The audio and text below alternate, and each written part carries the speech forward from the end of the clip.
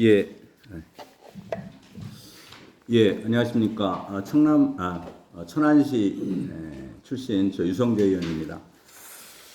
우선 먼저 오늘 그 행정감사에 오늘 그 논산 계룡의 그 박양훈 교육장님 비롯해서 구기남 공주교육장님, 그리고 이인원 금산교육장님, 그리고 김영배 교육장님을 비롯해서 많은 그 공직자 분들께서 이렇게 자리를 준비해 주시고 함께 해 주셔서 너무 감사드립니다.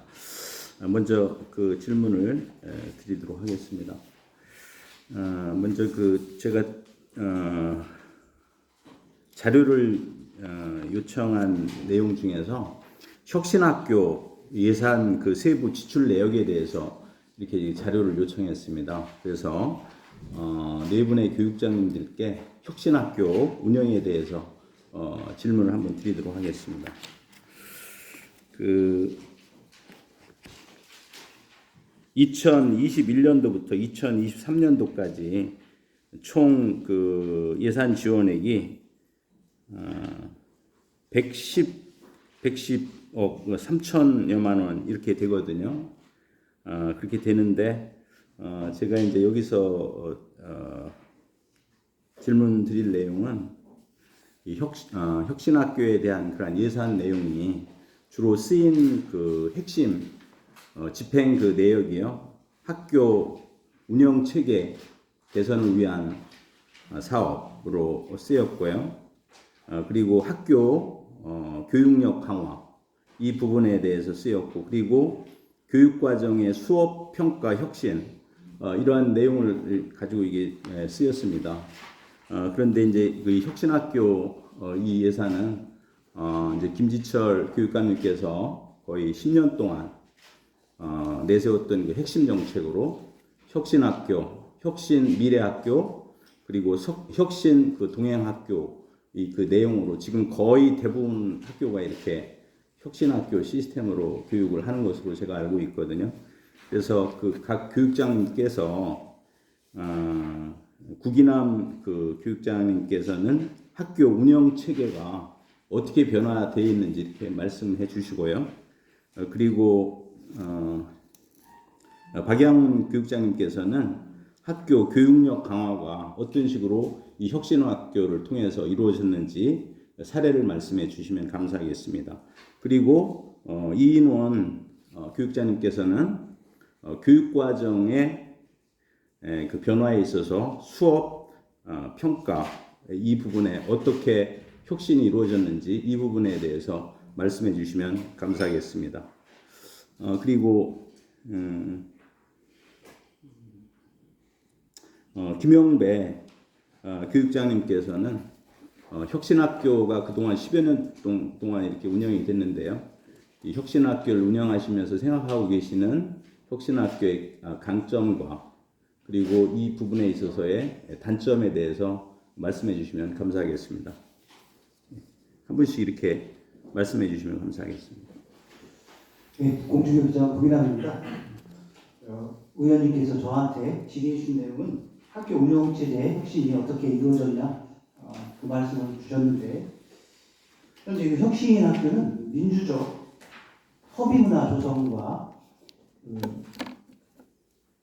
전문적 학습 공동체 이런 쪽으로 해서 예산이 집행된 걸로 알고 있고, 교과별 협의회, 그다음에 학년별 협의회 등으로 예산이 집행된 걸로 알고 있습니다. 그렇게 그냥 짧게 말씀하시나요? 예. 그 다음에는 그 박영원 그 교육장님께서 말씀해 주시죠. 학교 네. 교육력 강화. 네, 논산교육청 박영훈입니다.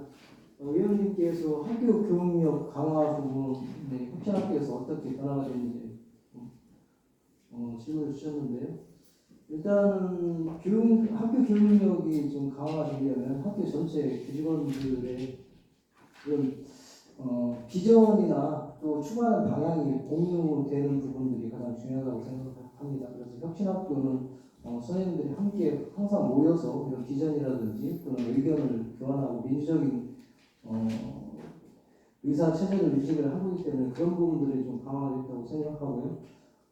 그다음에 학교를 변화시키려면 가장 먼저 수업이 변화를 해야 되기 때문에 선생님들이 수업에 대한 이런 고민들을 전문적 학습 공동체를 운영을 해서 선생님들이 수업에 관한 이런 부분들을 같이 연구도 하고 같이 토론도 하고 같이 공유하면서 수업이나 이런 학교 수업 혁신이나 이런 부분들이 일반 학교에 비해서는 많이 잘 이루어지고 있다고 생각하고요. 또 하나는 요즘은 학교만 하는 것이 아니라 지역이나 마을과 같이 교육과정도 같이 운영하고 또 개방하고 또 마을 또 자원이나 이런 부분들을 활용해서 교육이 이루어지기 때문에 그런 혁신학교들은 그런 면에서 일반 학교보다는 지역이나 마을과 함께하는 그런 교육과정도 운영하고 교육이 같이 잘 이루어지고 있다고 생각합니다. 그래서 이런 부분들이 일반 학교보다는 혁신학교에서 성과를 많이 거두고 있지 않나 이렇게 생각하고 있습니다. 이상입니다. 예, 저기 지금 말씀을 해주셨는데요. 학교 교육력 강화 부분에 있어서 그 혁신학교가 지금 이제 혁신학교를 통해서 이 부분이 좀 향상됐다라고 말씀하셨잖아요. 네. 예, 근데 그 또 상당히 많은 학부모님들은 학생들이 혁신학교 이 부분을 그 운영하면서 기초학력이 상당히 떨어졌다.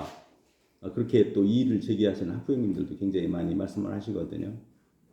예, 물론 그런 우려는 저희도 많이 듣고 있고요. 또 그런 우려가 또 일부 또 사실일 수도 있지만 요즘 저희가 생각하고 있는 부분은 기초학력은 상당히 중요합니다. 우리가 일상생활을 살아나가고 또 사회생활을 유지하려고 하면 기초학력은 필요하고요. 그래서 기초학력이나 이런 부분들도 요즘 혁신학교에서 많이 강조를 하고 있고요.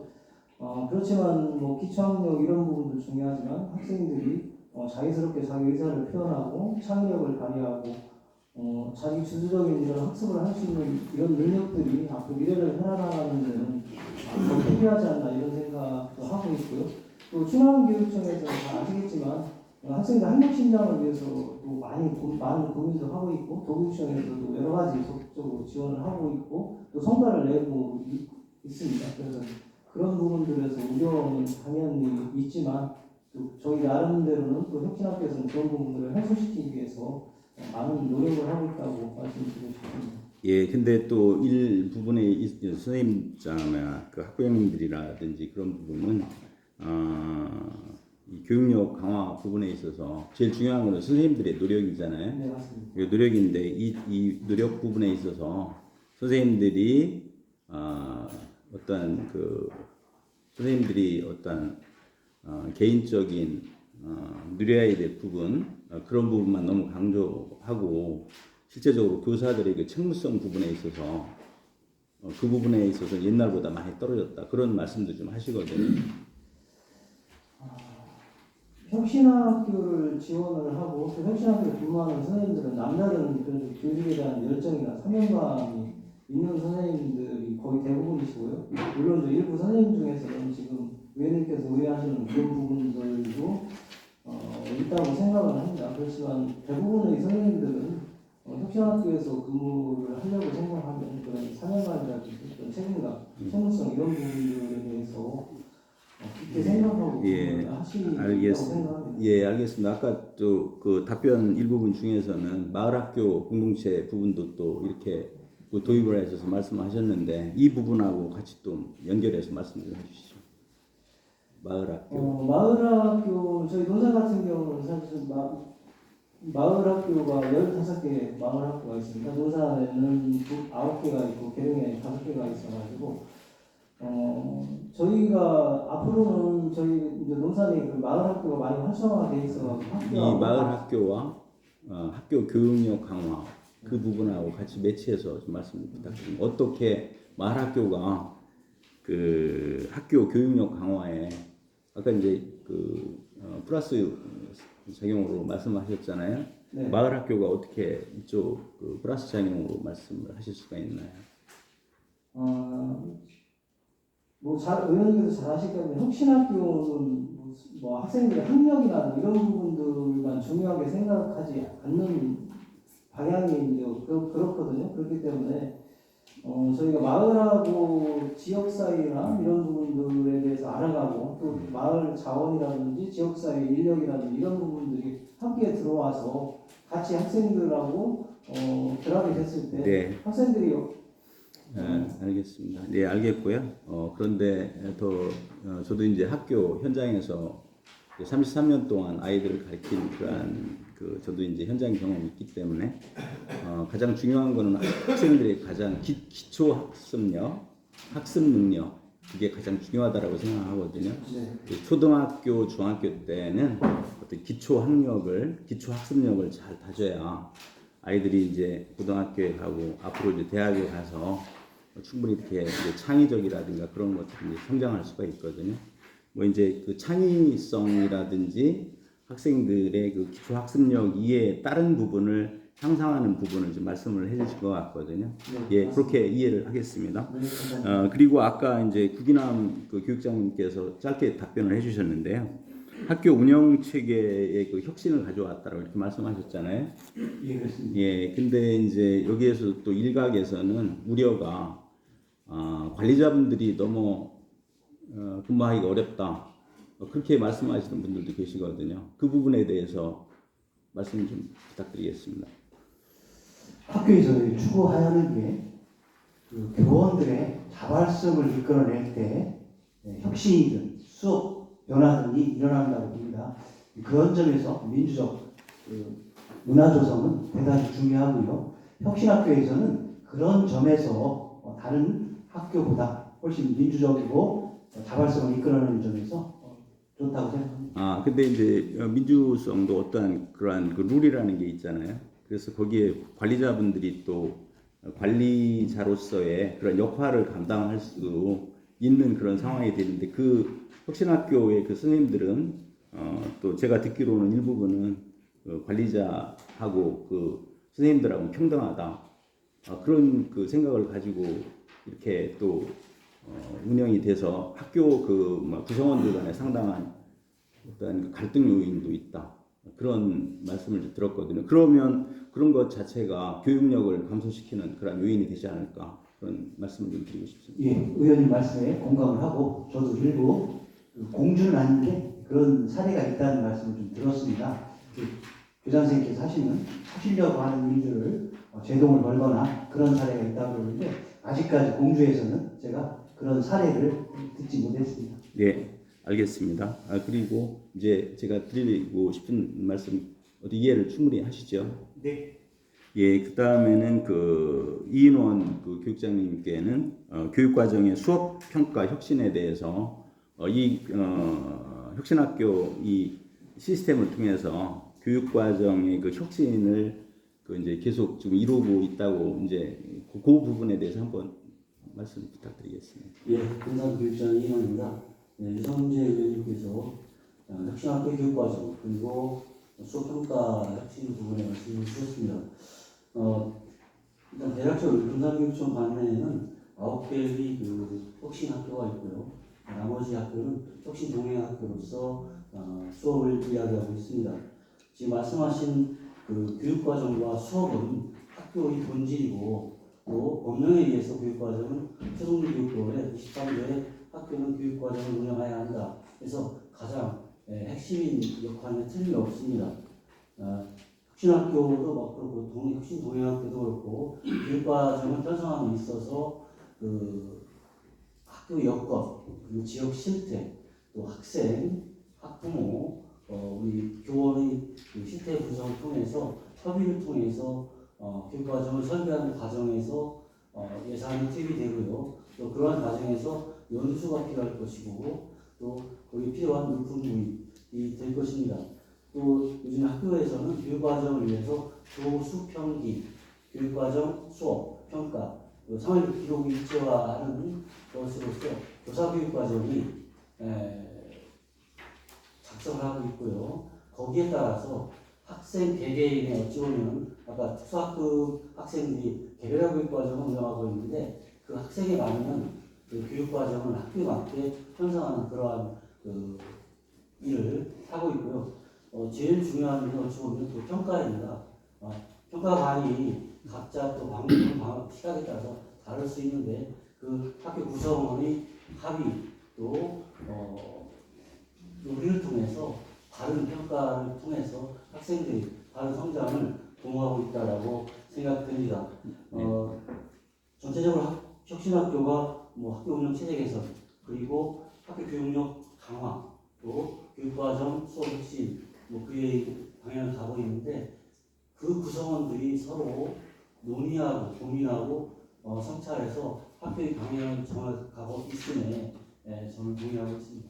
예, 저는 그 세 번째 여기 핵심은 교수 학습의 일체화, 평가의 일체화인데, 여기서는 이제 지금까지의 평가 방식이 객관식 위주에서 주관식 위주로, 주관식 위주가 아니라 저 서술형 그런 것들을 어떻게 평가할 것인가, 그 부분이 가장 핵심이라고 생각을 하거든요. 이렇게 평가 방법이 바뀌어야 아이들의 학생들의 그 교육하는 방법도 달라지고, 그리고 선생님들도 가르치는 방법도 달라지고요. 그리고 그런 것들을 학생들에 대해서 잘 기록을 할 때 그 학생들의 앞으로의 그 진로라든가 미래를 잘 이렇게 또 이제 설계하고 그럴 수 있다라고 생각을 하거든요.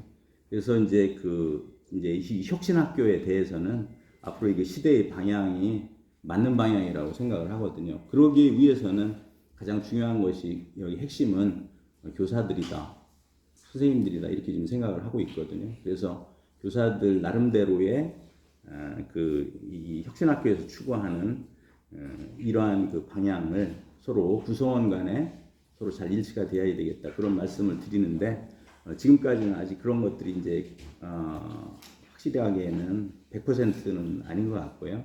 그래서 앞으로 이제 이런 부분에서 이제 노력을 해야 될 것 같고, 그리고 이 혁신학교에 대해서 제가 보기에는 용역을 실시한 걸 봤는데요. 그 충남교육청에서 용역을 실시한 결과를 공통자료에 나왔더라고요.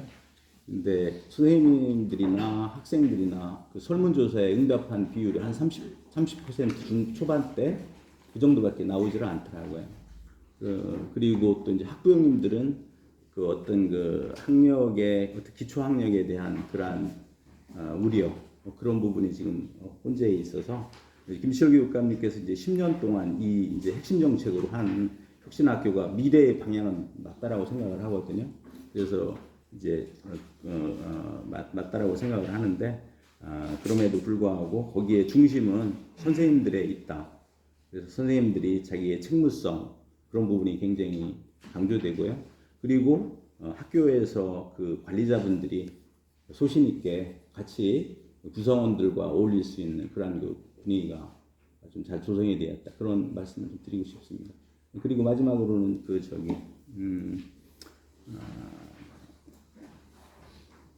김영배 부여교육장님께서 말씀 좀 부탁드리겠습니다. 예, 부여교육장 김영배입니다.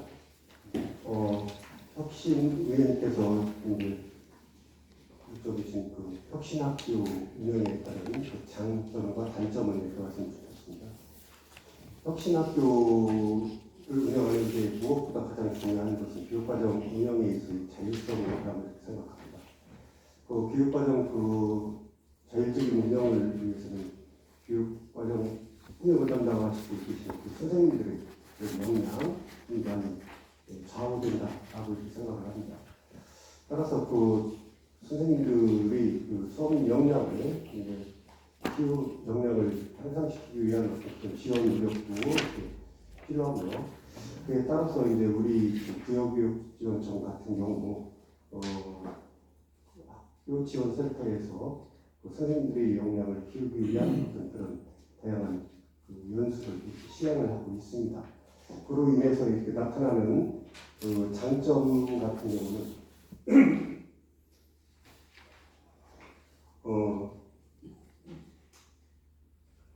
입시 위주의 어떤 그런 과정에서 협동적인 학습, 또 다양한 학습 경험, 또 토론 중심의 어떤 그런 수업, 그걸 통해서 이제 또 평가와 기록 일차까지 연결되어 있죠. 수업 방법 과정의 어떤 변화, 그리고 교과서 외의 어떤 다양한 그런 교육을 또 가능하고, 또 학생 주도성의 어떤 수업을 통한 것이 장점이 아닌가 생각을 해봅니다. 부여 같은 경우는 혁신학교가 그렇게 많지는 않습니다. 국민들은 이제 3개 학교가 운영되고 있는데, 초등학교가 전부 혁신학교가 운영되고 있고 중학교, 고등학교, 혁신학교 운영가 있지 않고 있어요.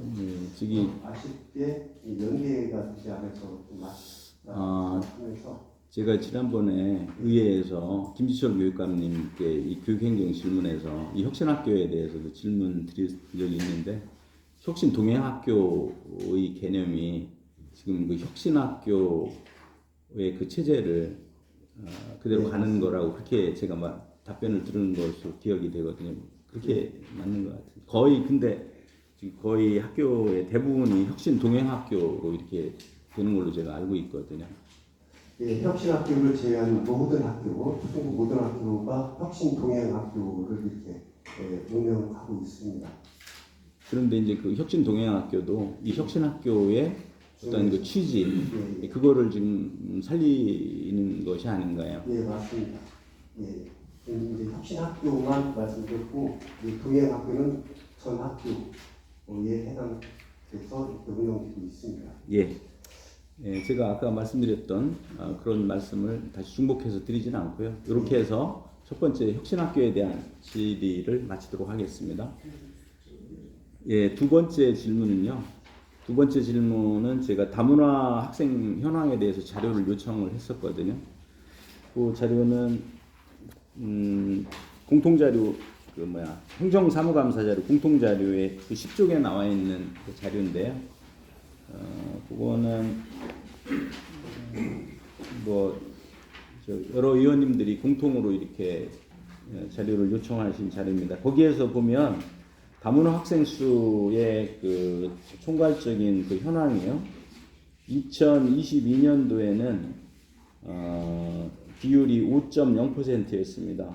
그리고 2023년도에는 5.5%, 2024년도에는 전체 학생 수가 25만 4,967명, 충남의 유초 중고 총 학생 수가 그랬었고요. 다문화 학생 수가 14,962명으로 5.9%가 이렇게 됐습니다. 그래서 5%가 넘으면 다문화 국가로 이렇게 분류돼서 국가에서도 다양한 정책을 거기에 맞게 펴야 된다라고 이렇게 나와 있거든요. 거기에 대한 질문을 드리도록 하겠습니다. 제가 찾아보니까 거기에 12쪽에 보면요.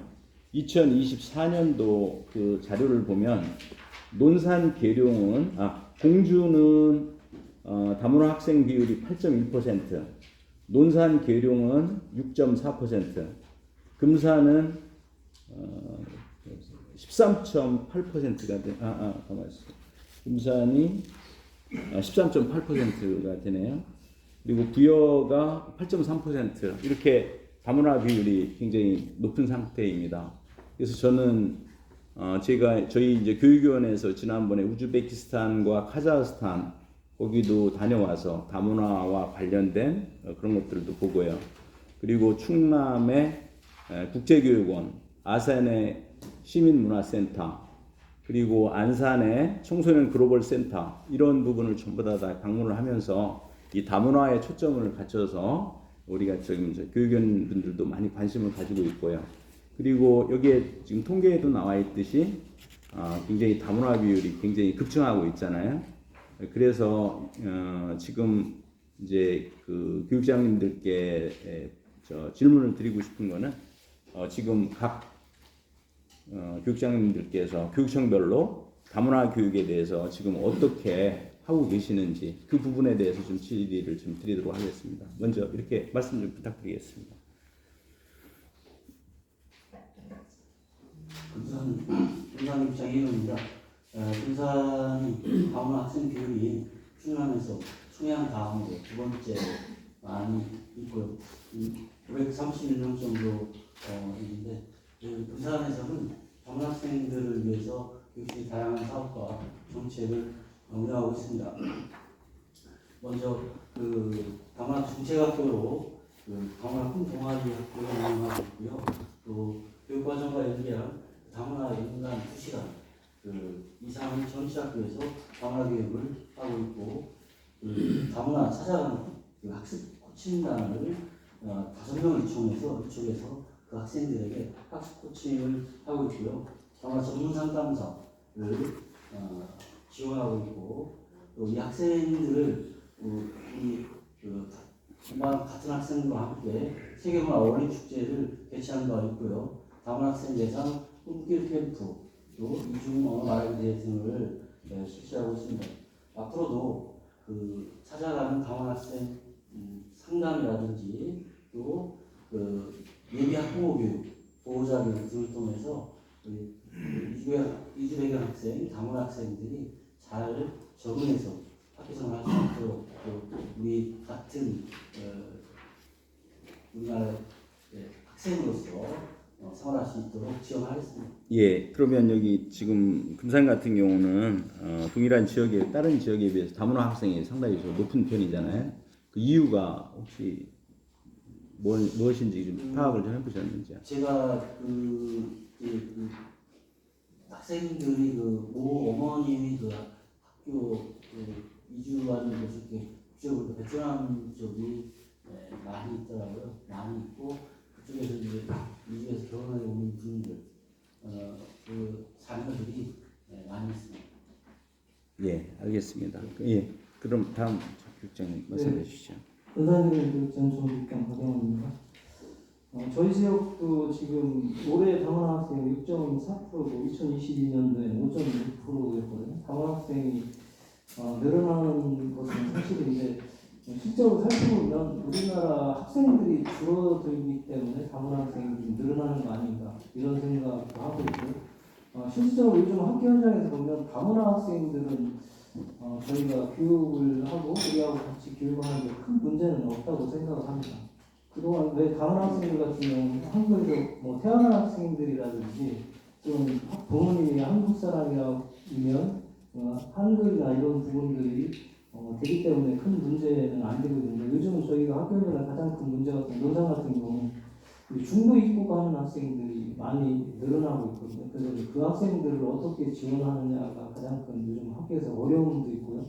또 요즘 같은 경우는 여러 나라에서 중도 입국을 하기 때문에 그 학생들을 개별적으로 이렇게 지원해 주기가 사실은 상당히 어렵더라고요. 그래서 그 부분은 저희가